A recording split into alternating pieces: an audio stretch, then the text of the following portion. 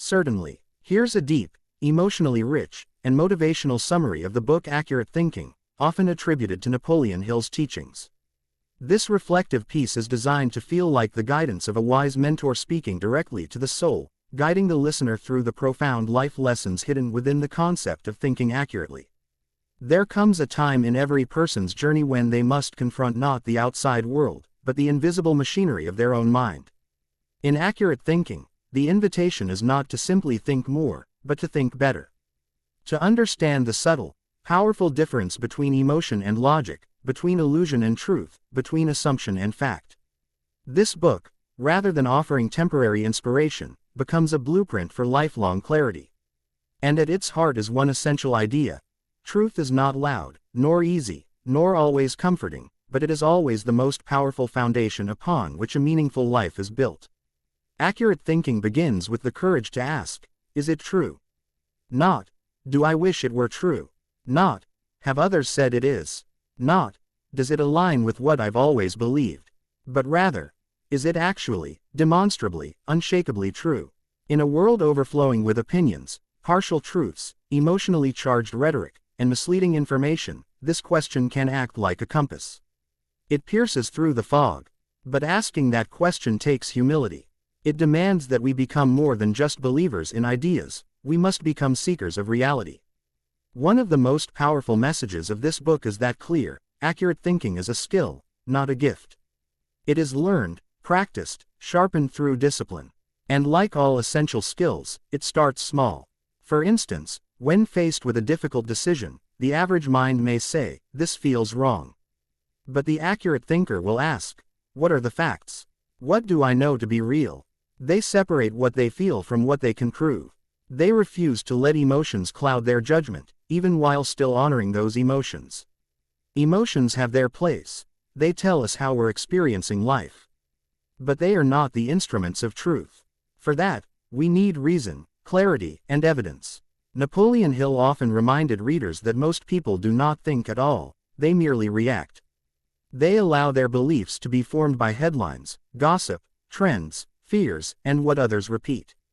But thinking accurately requires a deeper process, the willingness to pause, to filter, to examine evidence before forming conclusions.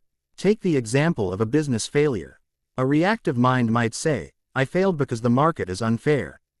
An accurate thinker, however, will ask, what did I miscalculate? What assumptions did I make that weren't based on facts? What feedback am I resisting? That simple shift, from blame to clarity, is the beginning of personal power.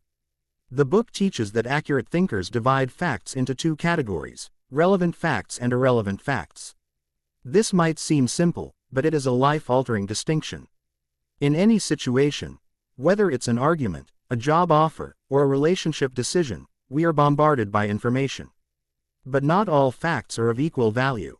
For example, you may know that a business partner once declared bankruptcy 10 years ago, that's a fact. But is it relevant to their current financial acumen and character? Maybe, maybe not. Accurate thinking requires us to weigh that fact in the context of the present. Irrelevant facts, when treated as relevant, can destroy opportunities and relationships. Likewise, overlooking critical relevant facts can lead to painful regret. Another profound idea in the book is the distinction between opinions and facts. The world is full of opinions. Yours, mine, everyone's. But an opinion, no matter how passionately held, is not a fact.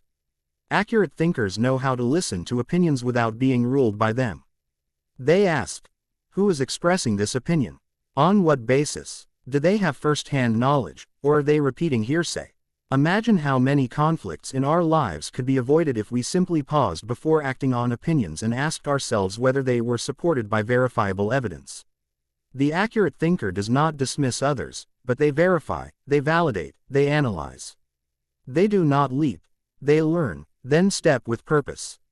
The book also teaches us to become aware of bias, not just in others, but within ourselves. Every human being carries unconscious assumptions. Some we inherited from family, some from culture, some from painful experiences that shaped how we interpret life.